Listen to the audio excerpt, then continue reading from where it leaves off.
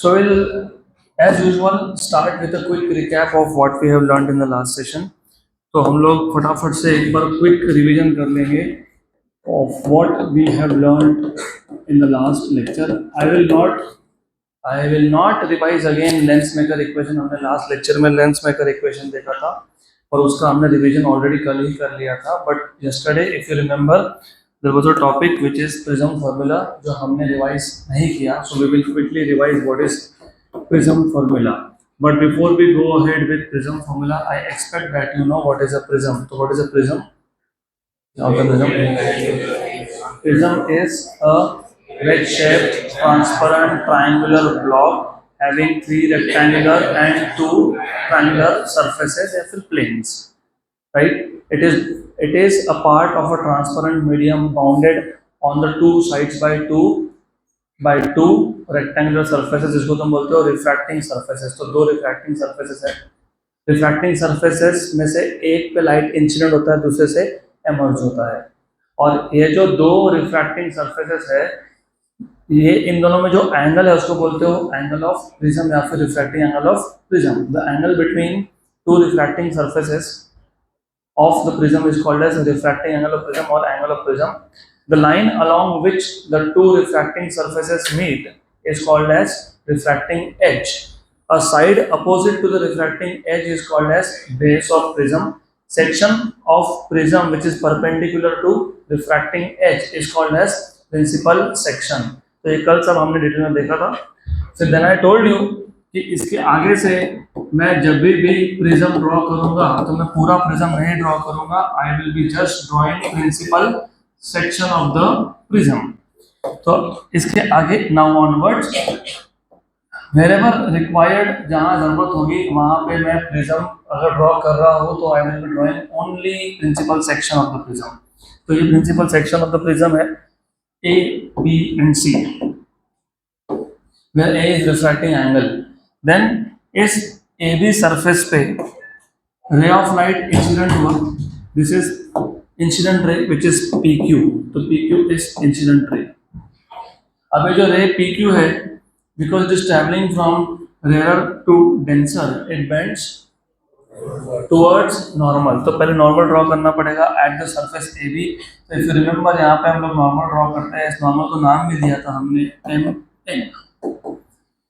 Correct. ये था angle of incidence i. Because ray is travelling from rarer to denser, it bends towards normal. तो Q R हो गया refracted ray. और ये जो एंगल है this is angle of refraction R1 at surface AB. अब ये जो रिफ्रैक्टेड रे है क्यू आर, ये AC सरफेस पे पहुंचा and at AC surface it is travelling from denser to rarer. It will move away from normal. तो ये normal से दूर जाएगा, लेकिन पहले नॉर्मल ड्रॉ करना पड़ेगा. तो नॉर्मल ड्रॉ कर लेते हैं. इसको बोल दिया मैंने N, sorry some name, whatever name, I don't remember, जो भी था वो. गुड. कुछ तो नाम दिया होगा ना. Oh whatever it is, चलो कुछ तो बोल दिया, some name, doesn't matter really. Good. ये हो गया रिफ्रैक्शन एंगल R2. और क्योंकि यहाँ पे रे जा रहा है from denser to rarer, it bends away from normal. और ये हो गया आपका angle of emergence E. Then I told you जो ओरिजिनल डायरेक्शन है, इंसिडेंट डायरेक्शन है, अगर प्रिज्म नहीं होता तो रे सीधा जाता, और अगर प्रिज्म नहीं होता तो ये रे भी सीधा जाता. तो जो इंसिडेंट डायरेक्शन है और जो इमर्जेंट डायरेक्शन है, इन दोनों में जो एंगल बनता है उसको बोलते हो एंगल ऑफ डेविएशन डेल्टा. इस पॉइंट पर नाम दे दिया था मैंने E. देन क्योंकि ये एंगल I है तो ये पूरा एंगल भी कितना है I. तो ये एंगल बन गया I माइनस R1. और ये E है तो ये भी है E because of vertically opposite angles. तो ये आ गया E माइनस R2. और मैंने आपको बताया था इसको शायद आई थिंक D नाम दिया था something. I just try to keep the name same so that there is no confusion. Confusion नहीं होना चाहिए उसके लिए आपको, और you not to be confused. This is D, this is some N, ये P P डैश, ये S S dash. Okay good. फिर प्रिज्म फॉर्मूला डिराइव करने के मैंने आपको 4 स्टेप्स बताए थे. 3 तो आपको पता होने चाहिए. Upper triangle, lower triangle, quadrilateral. Upper triangle मतलब ट्राइंगल क्यू ई आर। तो इफ यू सी ये जो अपर ट्राइंगल है, तो from triangle Q E R, if you see delta, ये ट्राइंगल क्यू ई आर का एक्सटीरियर एंगल है। तो exterior angle is the sum of remote interior angles. तो एक्सटीरियर एंगल कितना है, delta, it is the sum of remote interior angles. तो आई minus r one plus e minus r two. तो you have delta equals to i plus e minus r one plus r, negative sign common निकाल लिया मैंने, equation number one. Good. Then lower triangle में sum of all the angles of triangle equal to 180। तो from which triangle QDR, from triangle QDR you have R1 plus R2 plus angle D equals to 180। मतलब तुमको यहाँ से मिल गया R1 plus R2 equals to 180 minus D। Equation number 2। तो मैं बोला था आपको कि quadrilateral QDRA, so from quadrilateral QDRA, sum of opposite angles of quadrilateral is 180। तो angle D plus angle A कितना होगा, 180। तो angle D plus angle A कितना है, 180। तो A कितना हो गया, 180 minus D, equation number 3। Equation number 2 and 3, इसका if you see right hand side same है तो लेफ्ट हैंड साइड भी सेम होंगे। So from equation number 2 and 3 what you have is R1 plus R2 equals to A, equation number 4। अब equation number 4 equation number 1 में substitute कर दोगे, तो from equation number 1 and 4 you have delta equals to I plus E minus A, so therefore I plus E equals to A plus delta, equation number 5। और then I told you ये पहले 5 equation they are applicable to all the prisms। कोई भी prism हो, अभी prism के types होते हैं, उसमें से एक टाइप हमने देखा था टोटल इंटरनल रिफ्लेक्शन में, राइट एंगल प्रिज्म, जहाँ पे एक एंगल क्या बनता है, 90 डिग्री। फिर आज ही अब इसके बाद देखोगे थिन प्रिज्म। तो कोई भी प्रिज्म हो, बी इट एनी प्रिज्म, ये 5 इक्वेशंस एप्लीकेबल है। अब इसके आगे के जो इक्वेशंस है वो हर बार एप्लीकेबल नहीं होते हैं, वो एक पर्टिकुलर कंडीशन में एप्लीकेबल होते हैं, जिसको बोलते हैं मिनिमम डेविएशन। क्या बोलते हैं, मिनिमम डेविएशन। मिनिमम डेविएशन का मतलब ये होता है कि एंगल ऑफ, देखो इंसिडेंट रे में और एमर्जेंट रे में जो एंगल बना, उसको क्या बोला तुमने, एंगल ऑफ डेविएशन। तो मिनिमम डेविएशन का मतलब क्या होगा कि इंसिडेंट डायरेक्शन में और एमर्जेंट डायरेक्शन में कम से कम एंगल बनना चाहिए, इसको क्या बोलोगे, मिनिमम डेविएशन। मतलब रे जो है, रे उसका डेविएशन कम से कम हुआ, दैट इज मिनिमम डेविएशन। जो इंसिडेंट रे था और जो एमर्जेंट रे है, इसमें एंगल मिनिमम बनना, दैट इज मिनिमम डेविएशन। और मिनिमम डेविएशन के लिए मैंने आपको बताया था क्या होता है कि जो मिनिमम डेविएशन है ये हमको डायरेक्टली नहीं मिलता है, तो हमको ये मिलता है ग्राफ से। ग्राफ से मतलब डेटा से। ये एंगल ऑफ इंसिडेंस प्लॉट कर दिया, यहाँ पे एंगल ऑफ डेविएशन प्लॉट कर दिया। तो हम लोग क्या करते हैं, हम लोग अलग अलग एंगल ऑफ इंसिडेंस के लिए, अब सबसे पहले ये एंगल ऑफ इंसिडेंस कितना है, 0। कितना है, क्योंकि all the angles are measured from normal. तो ये रे खुद किसके डायरेक्शन में है, नॉर्मल। तो एंगल ऑफ इंसिडेंस कितना है, 0। और ये कितना है, 90। तो हम लोग क्या करते हैं ना, हम लोग एंगल ऑफ इंसिडेंस बढ़ाते जाते हैं। तो 0 से कितना करते हैं, 90। और हर एक एंगल ऑफ इंसिडेंस के लिए हम लोग मेजर करते हैं what is angle of deviation. तो हमारे पास डेटा आ गया, एक कॉलम में हमारे पास एंगल ऑफ इंसिडेंस है, दूसरे कॉलम में हमारे पास एंगल ऑफ डेविएशन है।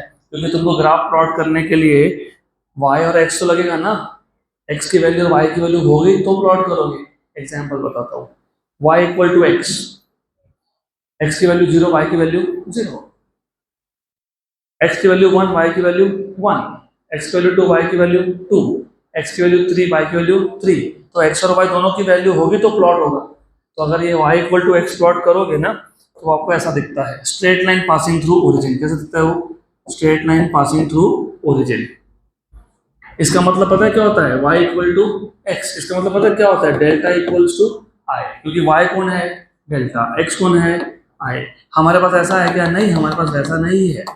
हमारे पास एक्सपेरिमेंटली जो डेटा था उसको जब प्लॉट किया तो ऐसा बन गया। अब ऐसा बन गया तो तुमको देख के समझ में आना चाहिए कि क्या हो रहा है। जैसे जैसे एंगल ऑफ इंसिडेंस बढ़ा रहे हो वैसे वैसे एंगल ऑफ डेविएशन कम हो रहा है। एंगल ऑफ इंसिडेंस बढ़ना मतलब ग्राफ का राइट में जाना, क्योंकि आई की वैल्यू बढ़ रही है, और ग्राफ का नीचे आना मतलब डेविएशन की वैल्यू कम होना। तो it is seen that with increase in angle of incidence the angle of deviation decreases or it reaches a minimum value। तो मिनिमम वैल्यू आ गई किसकी? एंगल ऑफ डेविएशन की। इसको बोलते हो एंगल ऑफ मिनिमम डेविएशन। क्या बोलते हैं? Angle of minimum deviation. With further increase in angle of incidence, मैं अगर अब एंगल ऑफ इंसिडेंस की वैल्यू और बढ़ाता हूँ तो एंगल ऑफ डेविएशन वापस से क्या होता है? बढ़ता है। पहले एंगल ऑफ इंसिडेंस बढ़ा रहे थे, एंगल ऑफ डेविएशन कम हो रहा था। अब एंगल ऑफ इंसिडेंस बढ़ा रहे हो तो वापस से डेविएशन एंगल बढ़ रहा है। तो at delta equal to delta M मतलब मिनिमम डेविएशन पे हुआ क्या? I equals to E. तो याद रखना मिनिमम डेविएशन पे मतलब delta equal to delta M पे क्या होता है? तीन चीजें होती है। Angle of incidence is equals to angle of emergence. अगर ऐसा है तो R1 और R2 की वैल्यू भी सेम हो जाती है। और हमको ऑलरेडी पता है कि R1 इक्वल्स टू R2 अगर मैं लिखता हूँ तो हमको पता है, क्या पता है? R1 प्लस R2 कितना था? ए। था कि नहीं? यस। इसका मतलब R प्लस R कितना हो गया? ए। इसका मतलब 2R कितना हो गया? ए। इसका मतलब R कितना हो गया? A/2। लेकिन R कौन है? R1 और R2। इसका मतलब क्या मिल गया? R1 equals to R2 equals to R equals to A/2 बराबर। और तीसरा कंडीशन क्या हो रहा है कि जो रिफ्रैक्टेड रे था QR this becomes parallel to base. तो जब तुम ये वर्ड यूज करते हो, कौन सा वर्ड यूज करते हो?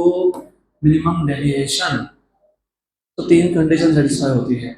आई equal to e, R1 equal to R2 which is equal to A/2। तीसरा, refracted ray QR is parallel to the base of prism BC, right? QR is parallel to BC। ये तीन condition satisfy हो गई। अगर ये तीन condition satisfy हो गई तो तुमको R की वैल्यू तो A/2 मिल ही गई। अब देन वो जो I plus E equals to A plus delta था, ये इक्वेशन भी मॉडिफाई होगा क्योंकि I और A की वैल्यू सेम है। तो I plus I equals to A plus delta M। तो ये आ गया 2i equals to a plus delta m। तो ये आ गया i equals to a plus delta m by i की वैल्यू मिल गई, r की वैल्यू मिल गई। अब दोनों सरफेस में से, दो सरफेस है ना ए बी और ए सी, दोनों में से कहीं पे भी स्नेल्स लॉ अप्लाई कर दो। सपोज अगर मैं ए बी सरफेस पे स्नेल्स लॉ अप्लाई करता हूँ और मैं मान लेता हूँ कि ये रिफ्लेक्टिव इंडेक्स ऑफ प्रिज्म μ2 है और बाहर कितना है? μ1 है। Surrounding medium is μ1। तो you will write down μ1 sin i, क्योंकि यहाँ पे क्या था? μ1 sine of angle in medium 1 equal to μ2 sin r। क्या था? r का वैल्यू क्या था यहाँ पे? r1। अगर मैं अज्यूम कर लेता हूँ कि सराउंडिंग मीडियम एयर है, राइट, तो मैं रिफ्लेक्टिव इंडेक्स ऑफ प्रिज्म को म्यू बोल दूंगा। तो therefore 1 sin i equals to mu sin r1। तो therefore mu इक्वल्स टू क्या आ गया? sin i by sin r1। लेकिन i क्या था? i क्या था? a plus delta m by 2 और r1 कितना है? a/2। तो ये जो फॉर्मूला बना इसको क्या बोलते हो? Prism formula. क्या बोलते हो? Prism formula. तो प्रिज्म फॉर्मूला यूज करने का कंडीशन क्या है? Minimum deviation. मिनिमम डेविएशन कहीं पे भी यूज नहीं करना। पहले 5 इक्वेशन तुम कहीं भी यूज कर सकते हो, उसके आगे के सारे इक्वेशन तुम सिर्फ तब यूज कर सकते हो जब मिनिमम डेविएशन ये पर्टिकुलरली मेंशन किया होगा तो, अदरवाइज नो। पक्का? Clear clear, good. Now we want to see something called as thin prism. तो आज का हमारा पहला टॉपिक है थिन प्रिज्म्स। बहुत इजी है। Thin prisms. अब ये थिन प्रिज्म्स क्या होता है? ऐसा प्रिज्म जिसका एंगल इज वेरी स्मॉल। तो मेरे पास अगर ऐसा प्रिज्म है, मान लो I have a prism something like that, इससे भी छोटा हो सकता है, एक्चुअली इससे छोटा होना चाहिए। तो a prism whose refracting angle is less than 10 degree, ऐसा प्रिज्म जिसका रिफ्रैक्टिंग एंगल मतलब ए की वैल्यू 10 डिग्री से कम हो, उसको बोलते हैं थिन प्रिज्म। क्या बोलते हैं उसको? Thin prism. तो याद रखना, थिन प्रिज्म यूज करने का कंडीशन है if and only if angle of prism is less than 10 degree. So a prism with refracting angle A less than 10 degree, with refracting angle A less than 10 degrees is known as thin prism, is known as thin prism। तो strictly A की value 10 degree से कम है। पक्का पक्का। तो thin prism किसको बोलोगे? If the refracting angle is less than 10 degree. अब उस केस में थोड़ा सा और अच्छे से ध्यान देना, बहुत अच्छे से ध्यान देना। अगर a की वैल्यू कम है, छोटी है, तो फिर r की वैल्यू भी छोटी होने वाली है, क्योंकि r ये a पे डिपेंड करता है। r इक्वल्स टू a/2, मतलब r भी स्मॉल हो गया। a स्मॉल था, r भी स्मॉल हो गया। अब डेल्टा m भी स्मॉल होगा। पहले से तुम डेल्टा m बोल रहे हो, पहले से ही वो मिनिमम डेविएशन है। क्या है वो? मिनिमम। और भी छोटा होगा, बोलोगे क्यों? What is i plus e equals to a plus delta. सही है ना? पक्का पक्का, श्योर श्योर, 100%, गुड, सही है, हाँ कि ना? तो अगर a छोटा है तो i भी छोटा है। मतलब कैसे i छोटा है? अभी तो देखा था, what is i? a plus delta m by 2 था कि नहीं? तो a स्मॉल है तो i भी क्या है? स्मॉल है। और अगर i स्मॉल है, a स्मॉल, तो डेल्टा m भी स्मॉल है। बोलोगे ऐसा कैसा स्मॉल है? देखो, ये 2i equals to a plus delta m था कि नहीं? तो 2i माइनस a कौन हो गया? Delta m। तो 2i स्मॉल है, स्मॉल में से स्मॉल नंबर माइनस कर रहे हो तो वो भी क्या आएगा? स्मॉल। इसका मतलब ये हो जाता है कि जैसे तुमने बोला थिन प्रिज्म, एज यू से थिन प्रिज्म, मतलब a की वैल्यू स्मॉल, तो सारे ही एंगल स्मॉल हो गए। So if a value is small, r value is small because r is a/2। a small तो r स्मॉल। अगर a 10 डिग्री पे लेता हूँ तो r 5 डिग्री होगा, क्योंकि a/2 आता है। 5/10/2 दैट इज 5। a स्मॉल मतलब r स्मॉल, a स्मॉल मतलब i स्मॉल, क्योंकि i खुद डिपेंड करता है a पे। और अगर i और a दोनों स्मॉल तो डेल्टा m भी स्मॉल। इसका मतलब if a small, all the angles are small. If a is small, then all the angles are small। और ये जो थिन प्रिज्म की हम लोग बात कर रहे हैं ना, थिन प्रिज्म का हम लोग फॉर्मूला डिराइव कर रहे हैं। और थिन प्रिज्म का जो फॉर्मूला है उसको डिराइव करने के दो मेथड है। तो मैं ये पहले मेथड नंबर 1 से स्टार्ट कर रहा हूँ। This is method 1। तो there are two methods to derive the same formula. तो एक एक करके दोनों देख लेंगे।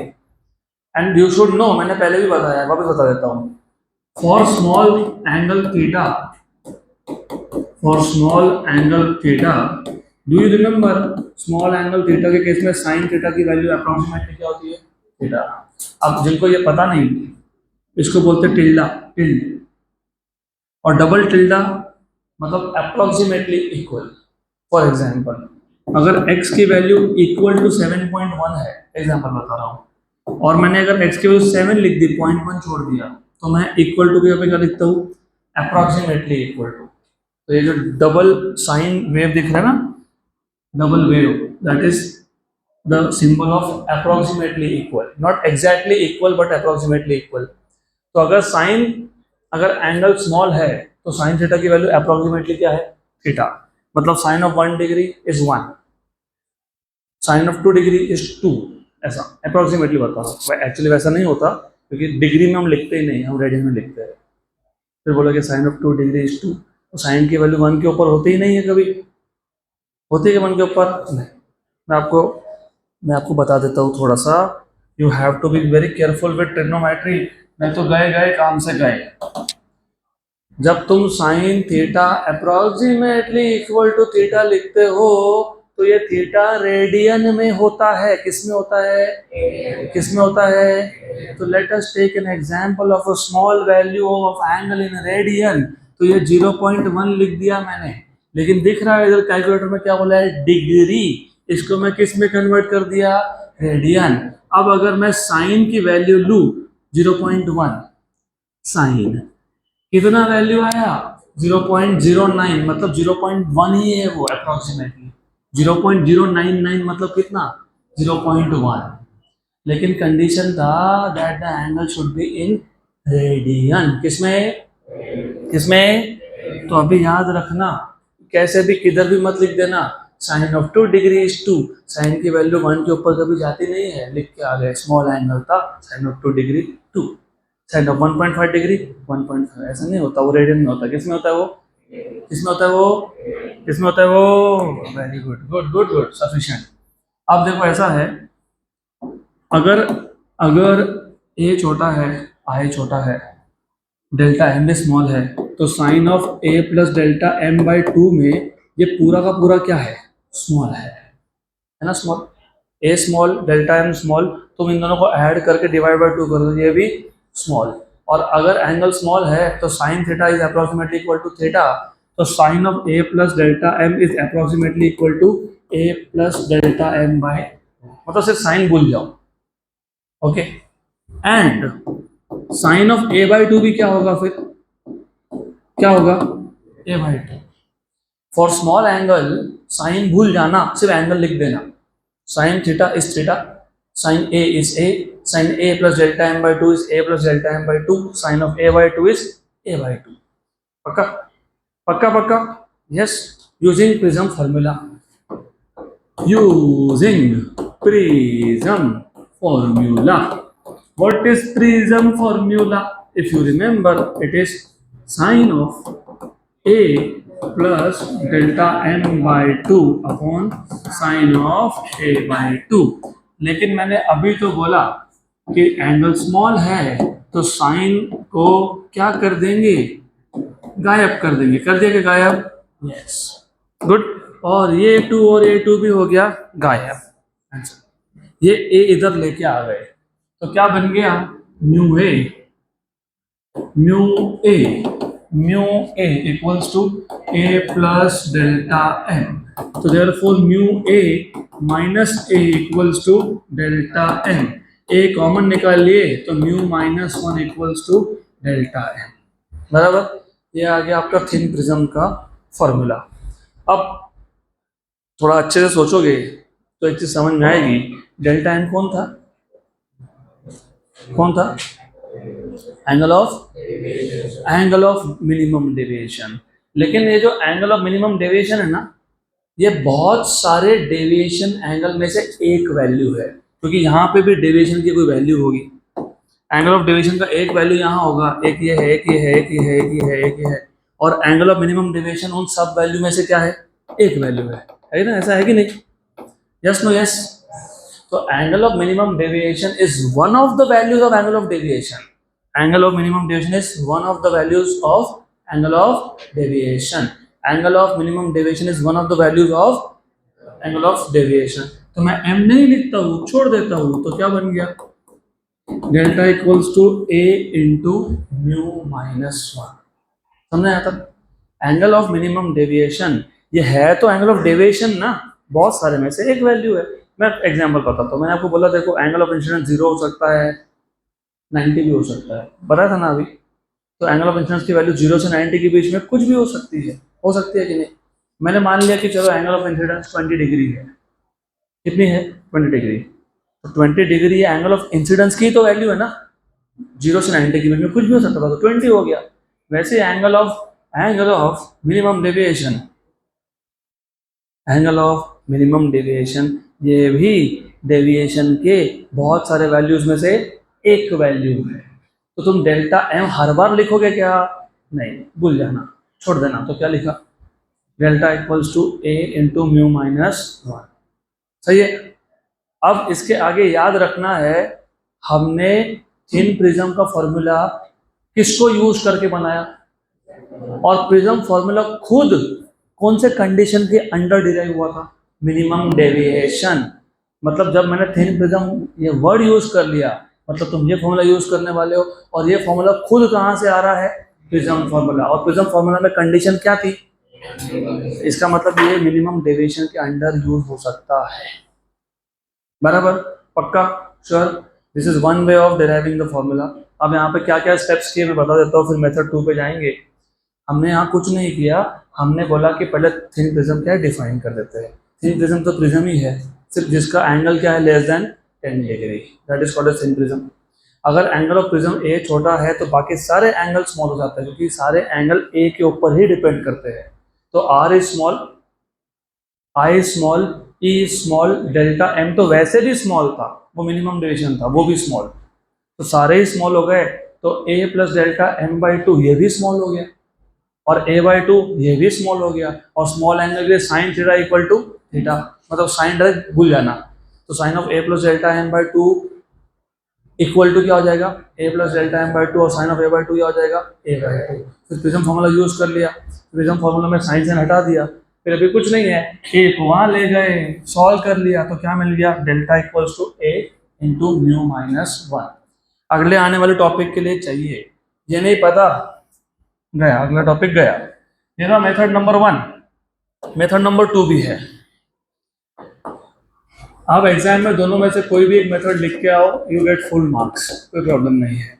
मेथड 2 क्या है, सेम ही है, सेम है, ध्यान दो यहाँ पे, अगेन सेम स्टोरी है। If A is small then all the angles are again small, then all the angles are small। सिर्फ थोड़ा सा अप्रोच में डिफरेंस है, बाकी कुछ डिफरेंस नहीं है। इस केस में आपको सेम फॉर्मूला मिलने वाला है, सिर्फ इस केस में तुम दोनों सरफेस पे स्नेल्स लॉ अप्लाई करोगे, ए बी पे भी और ए सी पे भी। तो अप्लाइंग स्नेल्स लॉ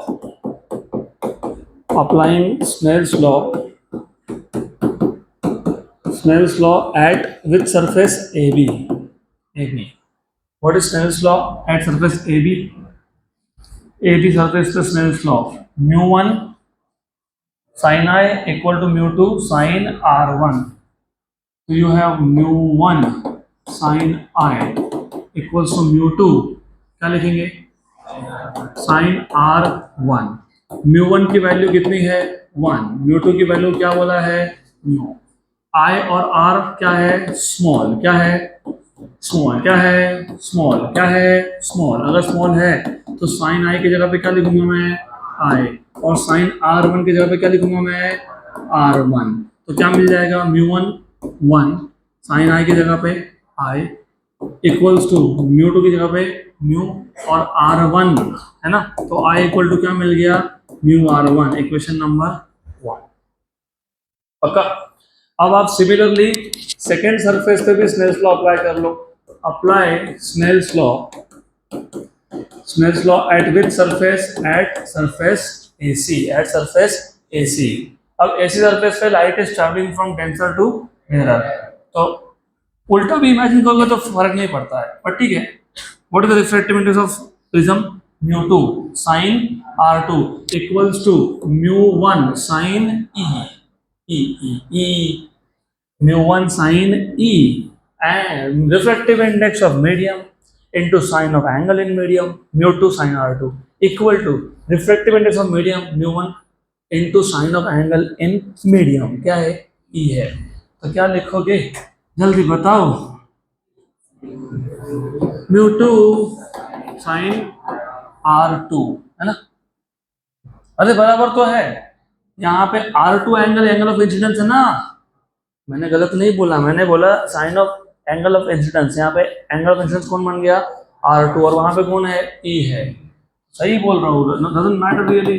तो this is sine E। mu2 कौन था, R2 स्मॉल था, तो साइन R2 क्या बन गया, mu1 कौन है, ई स्मॉल है तो क्या हो गया, तो ई क्या आ गया, mu R two, equation number 2। पक्का पक्का क्या, यस नो यस, ओके। तो अभी इक्वेशन नंबर 1 और 2 को ऐड कर लेते हैं। Equation number 1 plus equation number 2। What is equation 1? I equal to mu R 1, है ना ऐसा। Plus what is equation 2? E equal to mu R 2। तो I plus E equals to mu common R 1 plus, very good, बराबर। लेकिन आई plus ई ये होता क्या है, ए प्लस डेल्टा। आ रहा है क्या याद? मैंने इसलिए बोला था आपको कि जो पहले 5 इक्वेशन है वो कहीं पे भी यूज कर सकते हो, कर सकते हो तो कर लो। I plus equals to A plus delta, and do you remember R one plus R two क्या था, ए।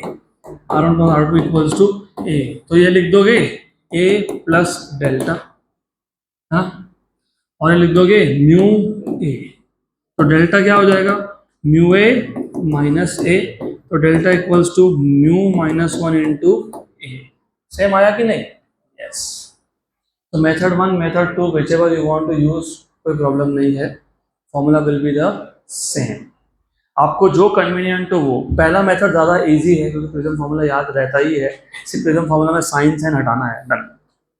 क्योंकि एंगल स्मॉल हो गए तो न्यूमरेटर का साइन और डिनोमिनेटर का साइन छोड़ देना, पक्का, sure, good. So now we will start with the next topic of this chapter, that is dispersion of light.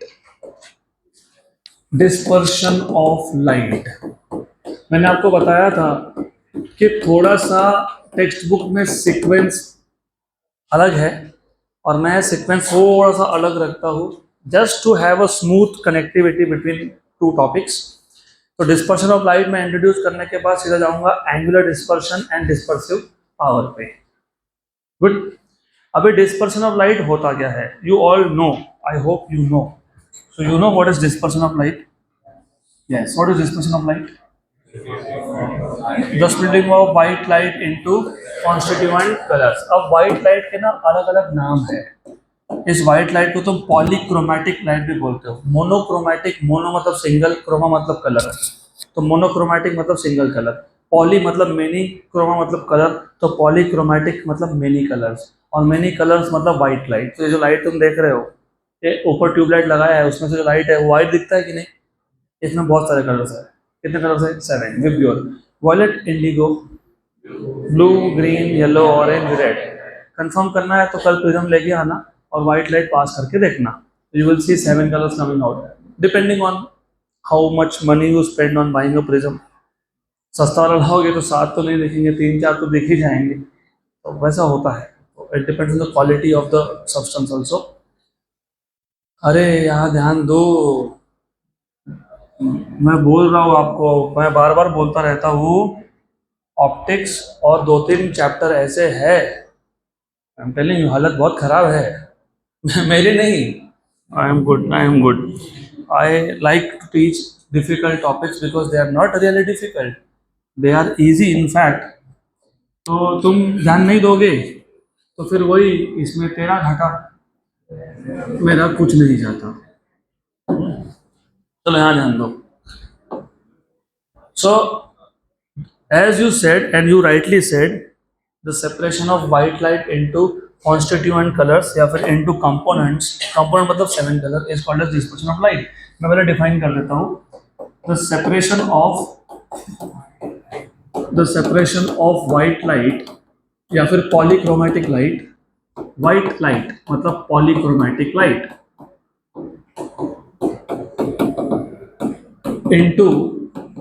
into constituent, constituent मतलब violet, indigo, blue, green, yellow, orange, red, ये सारे के सारे constituents है, components है, into constituent colours is defined as और is known as, अपने आप सेपरेशन हुआ क्या, नहीं, कैसे हुआ, when it passes through prism.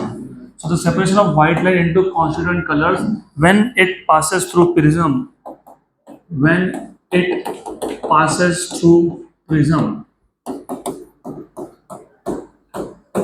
passes through prism is known as dispersion of light, is known as dispersion of light. तो आइडिया इज दिस, हमारे पास वाइट लाइट है, वो इंसिडेंट हुआ प्रिज्म पे, प्रिज्म नहीं होता तो ये सीधा सीधा जाता, मतलब ये आपका हो गया ओरिजिनल डायरेक्शन, इंसिडेंट डायरेक्शन। लेकिन जैसे ही वाइट लाइट प्रिज्म पे इंसिडेंट हुआ, इसके टुकड़े हो गए, मतलब इसके कंपोनेंट्स हो गए, मतलब इसके कॉन्स्टिट्यूएंट हो गए, तो सबसे कम डेविएट होता है red colour, the least deviation is of red colour. और remember each of the colour, क्योंकि इसमें 7 कलर है, और जो मैं बोल रहा हूँ ना, this are really important things, क्योंकि तुमको समझेगा धीरे धीरे, ये तो बेसिक है, इसके बाद थोड़ा हायर लेवल के डेरिवेशन होंगे, उसके लिए पता होना चाहिए। ये 7 कलर, सातों के सातों कलर, व्हाइट लाइट मतलब 7 कलर, सातों के सातों कलर का एंगल ऑफ इंसिडेंस सेम है, एंगल ऑफ इंसिडेंस सेम है। क्योंकि बेसिक क्वेश्चन तो ये भी है ना, ऐसा हुआ है क्यों, why white light is getting separated into 7 colour, did you think, no, you are saying white light pass हुआ, 7 कलर हो गए, क्यों हो गए, क्यों हो गए, there is a reason behind this. सबका एंगल ऑफ इंसिडेंस तो सेम है, एंगल ऑफ रिफ्रैक्शन सेम नहीं है। Angle of refraction for red colour is different, for blue is different, for yellow is different, for green is different, for all the colours is different. और सबसे कम deviate angle of deviation याद है, what is angle of deviation, it is the angle between emergent रे and the incident ray. अब देखो क्या हो रहा है, पहले सरफेस पे the ray is traveling from rarer to denser, it bends towards normal, बराबर। at the other surface it is traveling from denser to rarer, it bends away from normal, तो ऐसा जाएगा और ऐसा जाएगा।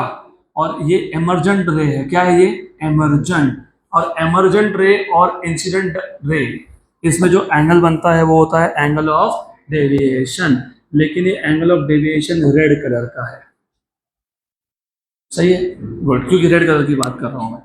हाँ, और कंफ्यूजन मत रखना, नोट्स में या बुक में मैंने इस एंगल को एंगल ऑफ डेविएशन बताया होगा तो भी that is okay, not at all incorrect, ठीक है, मैं बाद में ड्रॉ करता हूँ। अब जैसे ही व्हाइट लाइट इंसिडेंट हुआ प्रिज्म के एक सरफेस पे, सारे कलर्स का एंगल ऑफ इंसिडेंस सेम था, लेकिन उनका एंगल ऑफ रिफ्रैक्शन सेम नहीं है। हर एक कलर का एंगल ऑफ रिफ्रैक्शन अलग अलग होता है, मैं बताता हूँ क्यों, थोड़ा सा रुक जाओ, समझेगा धीरे धीरे। तो रेड का एंगल ऑफ रिफ्रैक्शन अलग है, तो रेड का एंगल ऑफ डेविएशन भी अलग है। और सबसे कम डेविएट होता है रेड कलर, सबसे ज्यादा डेविएट होता है वायलेट। कौन होता है, वायलेट, तो वायलेट सबसे ज्यादा डेविएट होता है, तो ये ऐसा निकलेगा बाहर। तो वायलेट और रेड के बीच में जो बाकी सारे कलर्स है उनका डेविएशन इन बिटवीन होता है, तो सबसे ज्यादा डेविएशन वायलेट का है, सबसे कम किसका है, रेड का। तो विबग्योर में वी और आर ये बाउंड्री है, एक्सट्रीम्स है, जो बीच के कलर है उन सबका डेविएशन इन बिटवीन है, मतलब सबसे ज्यादा डेविएशन वायलेट का है, उससे कम इंडिगो का है, उससे कम ब्लू का है, उससे कम ग्रीन का है, उससे कम येलो का है, उससे कम ऑरेंज का है, सबसे कम रेड का है। तो 7 कलर दिखेंगे तुमको, पक्का, राइट। अगर सबका डेविएशन अलग है, मतलब सबका रिफ्लेक्टिव इंडेक्स भी अलग है, I come to that point also. अब सिमिलरली ये डायग्राम मैं आगे भी ड्रॉ करूंगा, और फिलहाल इसको याद रखना। अब ऐसा हुआ क्यों, बिकॉज यू सी हमने ना रिफ्लेक्टिव इंडेक्स नाम का एक टर्म डिफाइन किया था, तो याद है रिफ्लेक्टिव इंडेक्स क्या था, हाँ बताओ क्या था, रिफ्लेक्टिव इंडेक्स क्या था, it is defined as the ratio of absolute reflective index, बता दो, it is defined as the ratio of speed of light in vacuum to that of speed of light in medium. तो if you remember mu is equals to C by V, और C तो constant ही होता है ना, speed of light in air is constant 3 × 10⁸, इसका मतलब mu is proportional to 1/v, inversely proportional to v। But do you also remember speed क्या होता है, याद है क्या, frequency into wavelength, frequency into wavelength, मतलब म्यू और वेवलेंथ का रिलेशन क्या हो गया, क्या हो गया, इनवर्स। अब ध्यान देना जो मैं बोल रहा हूं ना, ये विब ग्योर अगर आप देखोगे, ऑर्डर चेक करोगे, लिख ही देता हूँ, काम में ही आने वाला है तुमको वैसे भी आगे, तो you need to know this. आज या कल बताना ही है तो आज ही बता देते हैं। तो अभी ध्यान देना, ये जो वॉयलेट कलर है इसका वेवलेंथ लगभग 3000 एंगस्ट्रॉम होता है, या 300 नैनोमीटर, जो भी बोलो तुम। 300 नैनोमीटर बोलोगे या 3000 एंगस्ट्रॉम बोलोगे तो एक ही बात है। और जो रेड कलर होता है उसका होता है 700 नैनोमीटर या फिर 7000 एंगस्ट्रॉम। वॉयलेट से रेड ये विजिबल है, वॉयलेट से कम अल्ट्रा वॉयलेट। तो तुम सनस्क्रीन लोशन लगाते हो, at least on this side sunscreen lotion, और सनस्क्रीन लोशन तुम लगाते ही इसके लिए to protect yourself from ultra violet light coming from sun. Ultra violet light is harmful, it causes cancer. तो हम लोग सनस्क्रीन लोशन लगाते हैं ना, वो अल्ट्रा वायलेट लाइट से खुद को बचाने के लिए। तो वायलेट से कम अल्ट्रा वायलेट, रेड से ज़्यादा इंफ्रारेड। तो हमको जो दिखता है वो सिर्फ 3000 से 7000 एंगस्ट्रॉम का रेंज है, which is nothing compare to the complete spectrum. जितने इलेक्ट्रोमैटिक वेव के जितने वेवलेंथ है उसमें से हमको दिखता कुछ भी नहीं है, दिस इज नथिंग। मतलब जो तुम कलरफुल दुनिया देख रहे हो वो एक्चुअली वेरी बहुत डार्क दुनिया है। अच्छा है क्योंकि तुमको रेडियो वेव दिखता नहीं है, नहीं तो दिखता है ऐसा फोन लगाया देखो सो गया वो, उठाओ उसको उठाओ, उठो उठो। मैं ये बता रहा था आपको, और कैप निकाल ही देना, वेरी गुड। मैं आपको ये बता रहा था कि अगर अगर मैं आपको ये बता रहा था कि अगर रेडियो वेव्स भी दिखते ना हमको तो तुम फोन लगाते, ऐसा दिखता देखो वेव निकला, नहीं दिखता है हमको, वेरी गुड। और अगर हमको बाकी सारे वेवलेंथ दिखने लग जाते तो you know all the gas atoms are emitting some photon some light. इसका मतलब तुम्हारे और मेरे बीच में एयर ही एयर है, और मुझे एयर का कलर दिखता तो तुम नहीं दिखते, ना तुमको मैं दिखता ना मुझको तुम दिखते, है ना। तो गुड कि हमको सिर्फ इतना ही दिखता है। और थोड़ा सा ऑप्टिक्स में थोड़ा सा एक्स्ट्रा बताना पड़ता है, नहीं तो समझ में नहीं आता एप्लीकेशन क्या है। तो इंफ्रारेड के ऊपर हमको दिखता नहीं है, हमको दिखता नहीं है, ये कैमरा को दिखता है। कैमरा के अंदर एक छोटा सा लाइट होता है जो सोर्स ऑफ इंफ्रारेड लगे, वो क्यों लगाया? रात में जब पूरा अंधेरा है, लाइट्स बंद करके चले गए, चोर आया, चोरी किया, गया, पर लेकिन रिकॉर्ड तो हो गया, लाइट तो था नहीं, कैसे रिकॉर्ड हुआ? तो यहाँ से इंफ्रारेड लाइट आ रहा है, वो रिफ्लेक्ट होके वापस भी जा रहा है। तो जितने भी सीसीटीवी कैमराज है उसमें सब में इंफ्रारेड छोटे छोटे छोटे छोटे बल्ब दिखेंगे आपको। आपको लगेगा अरे शो के लिए लाइट थोड़ी आ रहा है, आ रहा है, तुमको नहीं दिखता है। और एप्लीकेशन कहाँ है? मिलिट्री एप्लीकेशंस में। कभी देखा होगा सोल्जर रात में लड़ने गए तो ऐसा they wear some night vision glasses, they see infrared radiation. And do you know your body generates heat which is in infrared region? तो हीट सेंसर भी वो बन जाता है फिर। मतलब बॉडी में हीट है, हीट में इंफ्रारेड जनरेट कर दिखता है कि वहां पर बॉडी है, इंसान है, मूविंग है। और वो धूम 2 धूम 3 कोई तो मूवी था, उसमें मस्त ऋतिक रोशन जाता है चोरी करने और गॉगल पहनता है ना। हमको लगता है क्या गॉगल पहन रहा है, फिर उसके साथ रेस दिखते हैं, फिर वो रेस से बच बच के जाता है। क्यों बच बच के जाता है? क्योंकि वो सिस्टम क्या था, देख लो आप सिस्टम, ये रे ऑफ लाइट है, तुमको रे ऑफ लाइट दिख रही है? नहीं दिख रही, तुमको सिर्फ वहां दिख रहा है, बीच में दिख रहा है कुछ नहीं, है ना। अब यहाँ से सोर्स ऑफ लाइट है, मतलब दीवार के एक एंड पे सोर्स ऑफ लाइट है, दूसरे एंड पे डिटेक्टर है जिसको तुम फोटोन डिटेक्टर बोलते हो, फोटो डायोड सेंसर। ये वही सेंसर है, वॉश बेसिन के नीचे लगाते ऐसा हाथ डाला, पानी बहना चालू, सेम सेंसर। अब अगर ऋतिक रोशन को साइंस पता नहीं होता बेचारे को, तो वो ऐसा आता और ऐसा बीच में आता, लाइट गया क्या वहां पे? नहीं। तो वो वहां पे लाइट नहीं गया तो it send as a signal, चोराया चोराया। That is the reason infrared radiation is used in security purposes, जिसको तुम बर्गलर अलार्म बोलते हो। बर्गलर चोर, अलार्म चोर आया तो अलार्म बजेगा। तो हर जगह पे सिक्योरिटी सिस्टम में वी यूज दैट वेवलेंथ। तो ठीक है, मोर देन रेड, इंफ्रारेड, वो बाद में देखेंगे। अब वापस आ जाते हैं इस पे। वी वर टॉकिंग अबाउट कि डिस्पर्शन हुआ क्यों। अब डिस्पर्शन क्यों हुआ, देखो हर एक कलर का वेवलेंथ अलग है कि नहीं, यस। और रिफ्रैक्टिव इंडेक्स वेवलेंथ में डिपेंड करता है कि नहीं, यस। तो हर एक कलर के लिए इवन दो मटेरियल सेम था, ये ग्लास ही था, लेकिन हर एक कलर के लिए रिफ्रैक्टिव इंडेक्स की वैल्यू अलग है। क्या है, अलग है। क्या है, वेरी गुड, अलग है। और you see wavelength of violet is less than wavelength of indigo, is less than wavelength of blue, is less than wavelength of green, is less than wavelength of yellow, is less than wavelength of orange, is less than wavelength of red. लेकिन refractive index का और wavelength का relation क्या था, inverse. Wavelength कम तो refractive index ज्यादा। इसका मतलब refractive index of violet is the greatest, largest, and for red is the smallest.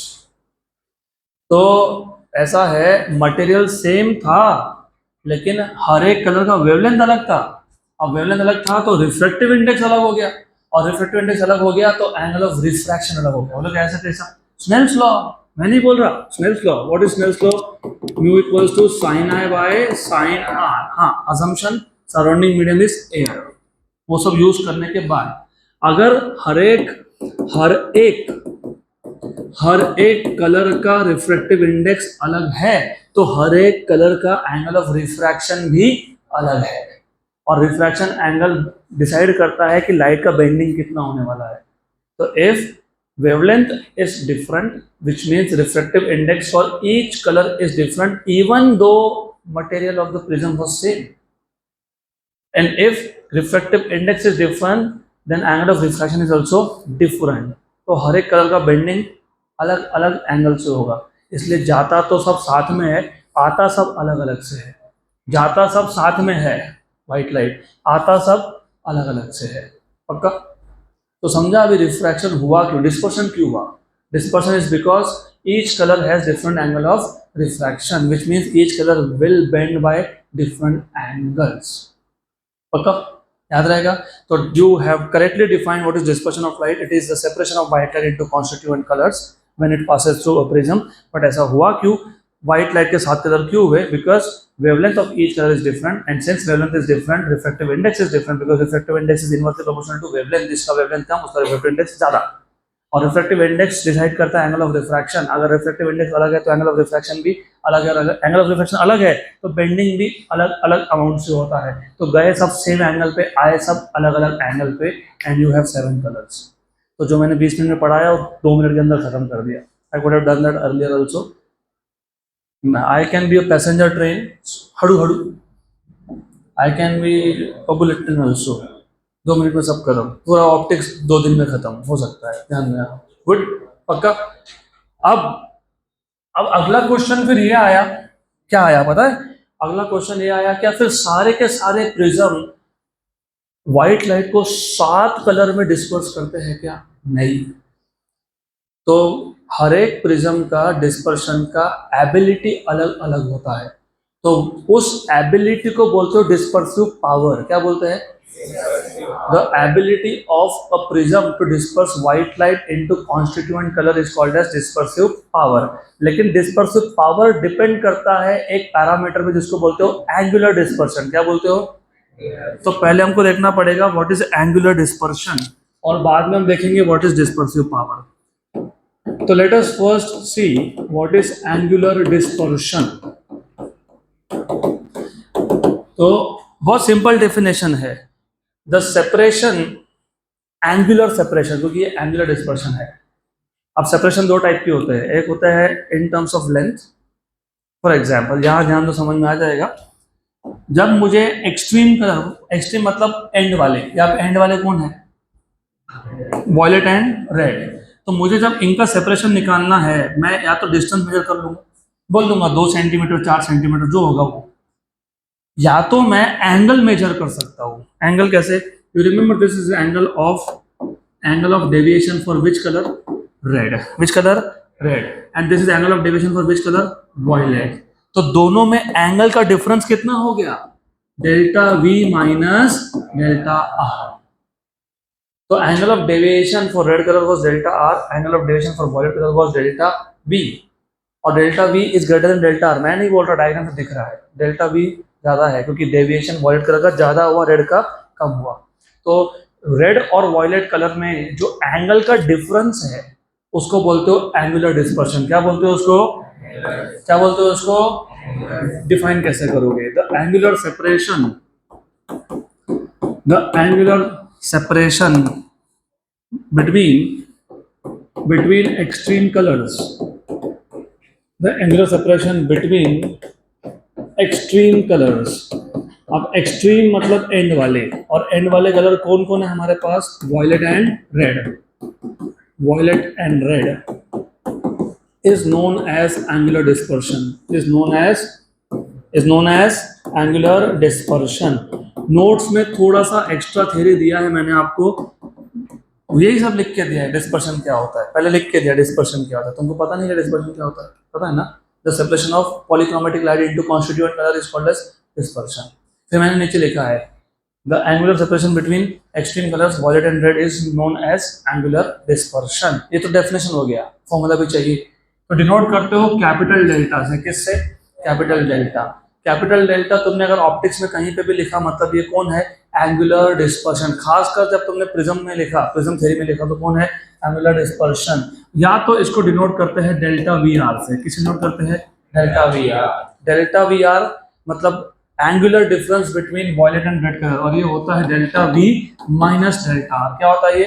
Delta we, मैं नहीं बोल रहा, डायग्राम बता रहा है। Angular separation between violet and red is delta V minus delta R. बराबर यहां तक? But do you remember, I would say delta is A into mu minus one, है ना? अभी देखा था 10 मिनट पहले, पक्का? तो what will be delta V? A V mu V minus one. गलत बताया। लुक, इसके लिए ही हर चीज पे ध्यान होना जरूरी है। ये है प्रिज्म, व्हाइट लाइट गया, व्हाइट लाइट में 7 कलर थे, हर एक का वेलेंस अलग था, हर एक का वेलेंस अलग था, इसलिए हर एक का रिफ्लेक्टिव इंडेक्स भी अलग था। तो वॉयलेट के रिफ्लेक्टिव इंडेक्स को मैंने म्यू भी लिखा, वो सही। एंगल ऑफ प्रिज्म कलर के ऊपर डिपेंड करेगा क्या? ऐसा होगा क्या प्रिज्म बोलेगा अच्छा अच्छा अच्छा रुको, वॉयलेट कलर आया, एंगल मैंने बढ़ा दिया, रेड आया, एंगल चेंज कर दिया, ऐसा होता है क्या?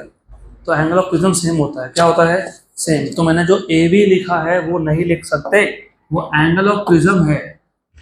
एंगल ऑफ प्रिज्म तो सेम ही रहेगा ना, कि ऐसा प्रिज्म शेप चेंज करता रहेगा। देखा है ऐसा प्रिज्म शेप चेंज कर रहा है? नहीं ना, देखोगे भी नहीं, क्योंकि वैसा होता नहीं है। तो what is delta R? A into mu R minus one.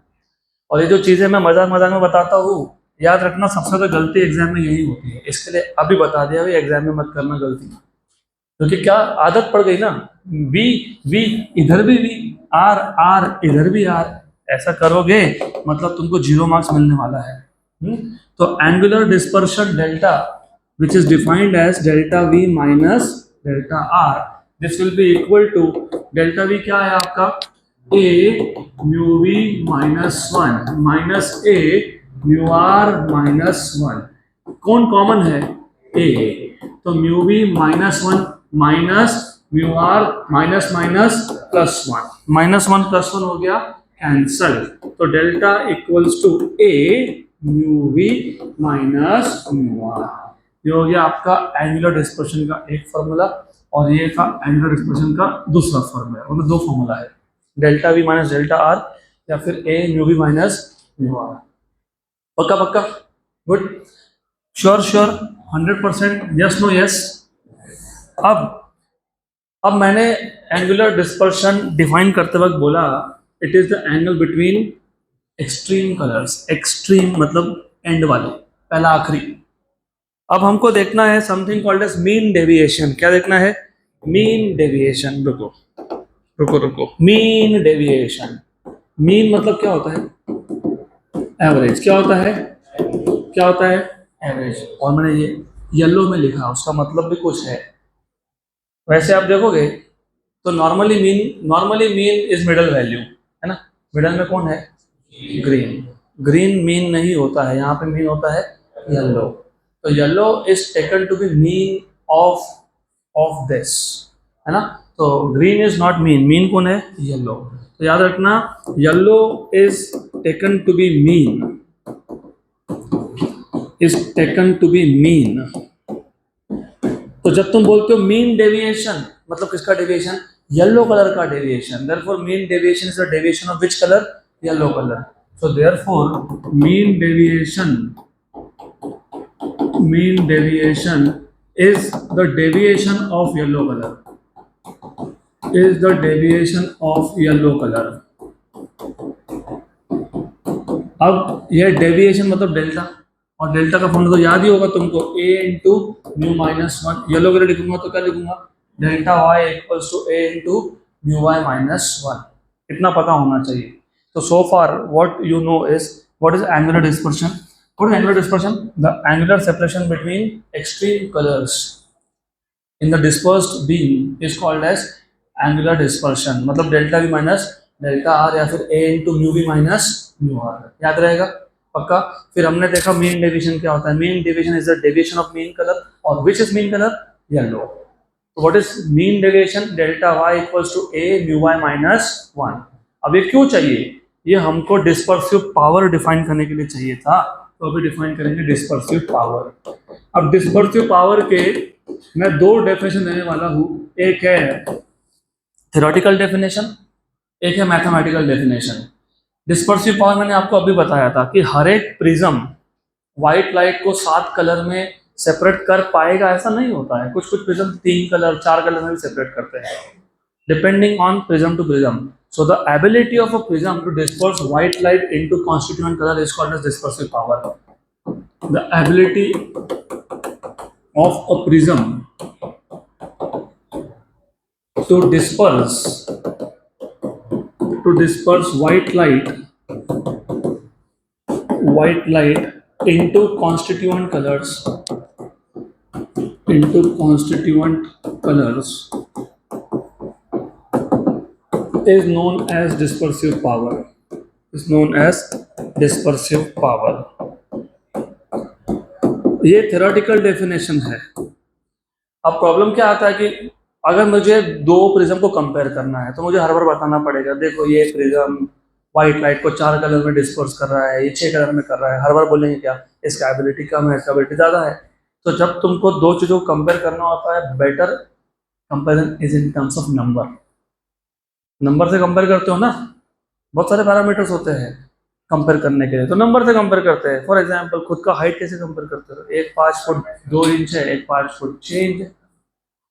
तो numbers are used for comparison. इसके लिए अगर मुझे दो प्रिज्म का डिस्पर्सिव पावर को कंपेयर करना है तो आई नीड नंबर, और नंबर आता है फॉर्मूला से। तो we need a mathematical definition also. तो dispersive power is defined as the ratio of, dispersive power is defined as the ratio of, किसका रेशो? एंगुलर डिस्पर्शन का। मैंने इसलिए स्टार्टिंग में बोल दिया था कि हमारा एक्चुअल एम है टू डिफाइन डिस्पर्सिव पावर, लेकिन डिस्पर्सिव पावर डिपेंड करता है एंगुलर डिस्पर्शन पे। इससे पहले वो डिफाइन किया। तो dispersive power is defined as the ratio of angular dispersion to that of mean deviation, और इसको डिनोट करते हैं ओमेगा से, ओमेगा। तो dispersive power omega is defined as a ratio of angular dispersion to that of deviation of mean colour, mean deviation. और अगर आपको याद होगा ये होता है डेल्टा वी माइनस डेल्टा, और ये कौन है? Delta Y. अब एक फॉर्मूला और है जो मैंने बुक में नोट्स में लिखा नहीं है, जानबूझकर नहीं लिखा है। मैंने अभी बोला yellow is taken to be mean colour. How do you find out mean? अगर मैंने आपको बोला मैं 2 नंबर देता हूँ, चलो 2 and 4, what is average of 2 and 4? कैसे फाइंड किया? 2 + 4/2। तो अगर मैंने तुमको बोला कि डेल्टा वी और डेल्टा आर का मीन करके बताओ, क्या करोगे? Delta V plus delta R by 2। तो what is delta Y? It is delta V plus delta R by 2, और ये वहां सब्स्टिट्यूट कर दोगे। तो omega equals to delta V minus delta R upon delta Y, लेकिन डेल्टा वाई क्या है, delta V plus delta R by two गया ऊपर, डिनोमिनेटर का डिनोमिनेटर था 2, वो कहाँ गया ऊपर। तो ये एक फॉर्मूला है डिस्पर्सिव पावर का, ये एक फॉर्मूला है डिस्पर्सिव पावर का। और एक है dispersive power is angular dispersion upon mean deviation. Angular dispersion याद होगा तुमको, ये था a into mu V minus mu R. आज ही देखा कि नहीं आज, a into mu V minus mu R upon delta Y क्या था, a into mu Y minus 1, वो भी अभी देखा, a into mu Y minus 1। ये a और a हो गया कैंसल, क्या हो गया cancel. Good, this is equals to mu V minus mu R upon mu Y minus 1, ये हो गया तीसरा फॉर्मूला। तो ये तीनों फॉर्मूला किसके हैं, ये तीनों फॉर्मूला है किसके डिस्पर्सिव पावर के। अब बोलोगे तीनों में से कौन सा यूज करना, डिपेंड्स ऑन द क्वेश्चन, तुमको क्या दिया है उसके हिसाब से फॉर्मूला यूज होता है। फॉर एग्जांपल अगर आपको डेल्टा वी, डेल्टा आर और डेल्टा वाई की तीनों की वैल्यू दे दी होती तो पहला यूज कर लेते। अगर तुमको सिर्फ डेल्टा वी और डेल्टा आर की वैल्यू दी है तो दूसरा यूज कर लो, delta V minus delta R into 2 upon delta V plus delta R. अगर तुमको ना डेल्टा वी ना डेल्टा वाई ना डेल्टा आर की वैल्यू दी है, लेकिन तुमको म्यू वी म्यू आर और म्यू वाई दिया है तो ये यूज कर लो। या फिर मान लो ये भी नहीं दिया है, वेवलेंथ दिया है, तुमको तो पता है ना वेवलेंथ से रिफ्लेक्टिव इंडेक्स फाइंड कैसे करते हो, अभी तुमने ही बताया सी बाई वी, तो सी बाई एन इंटू लैम्डा, तो तुम यहाँ से भी तो फाइंड कर ही लोगे ना। तो depends on what is given to you, पक्का। तो अब तक so far except for prism formula what we have learn today is number 1 is thin prism. मैं भी यहाँ पे कुछ नहीं लिखने वाला, and I want answer from you. Thin prism is a prism whose refracting angle is less than 10 degree. उस केस में फॉर्मूला बनता है delta equals to a into mu minus 1। तो ये फॉर्मूला कहीं पे भी अप्लाई नहीं करना जब थिन प्रिज्म बोला हो, या फिर जब प्रिज्म का एंगल 10 डिग्री से कम दिया हो तभी यूज होता है, बाकी जगह पे यूज होता नहीं है। Delta equal to a into mu minus 1 is a formula which you cannot apply anywhere. You will have to apply only if it is mentioned that the prism is a thin prism or if the angle is less than 10 degree. बोल दिया angle is 5 degree तो 10 से तो कम है ना, तो thin prism, right, पक्का। इसके बाद हमने देखा dispersion of light, the separation of white light into constituent colours is called as dispersion of light, of course after passing through prism. इसके बाद हमने देखा what is angular dispersion. Angular dispersion is the angular separation between extreme colours, मतलब violet और red colour का जो angular separation है उसको बोलते हो angular dispersion, that is delta V minus delta R. लेकिन उसको अगर तुम delta equal to A mu minus 1 substitute करोगे तो वही फॉर्मूला बन जाएगा A mu V minus mu R, mu V minus mu R, right. फिर हमने डिफाइन किया mean deviation. Mean deviation is a deviation of mean colour and yellow is taken to be mean colour, तो delta Y equals to A mu Y minus 1, पक्का, sure. फिर हमने define किया dispersive power, the ability of a prism to disperse white light into constituent colour is called as dispersive power, और it is defined as a ratio of angular dispersion to that of mean deviation। तो delta, capital delta upon delta Y, capital delta कितना होता है, delta V minus delta R upon delta Y, लेकिन delta Y होता है delta V plus delta R by 2। तो यही तुम्हारा ओमेगा डिस्पर्सिव पावर का फॉर्मूला क्या बन गया, 2 delta V minus delta R upon delta V plus delta R. Good, इसी का अल्टरनेट फॉर्म है, क्या है, mu V minus mu R upon mu Y minus 1, पक्का पक्का, good. So will stop early today, क्योंकि अगले टॉपिक को 45 मिनट्स लगते हैं, अगर स्टार्ट किया तो फिर 45 मिनट्स तक रुक नहीं पाऊंगा बीच में।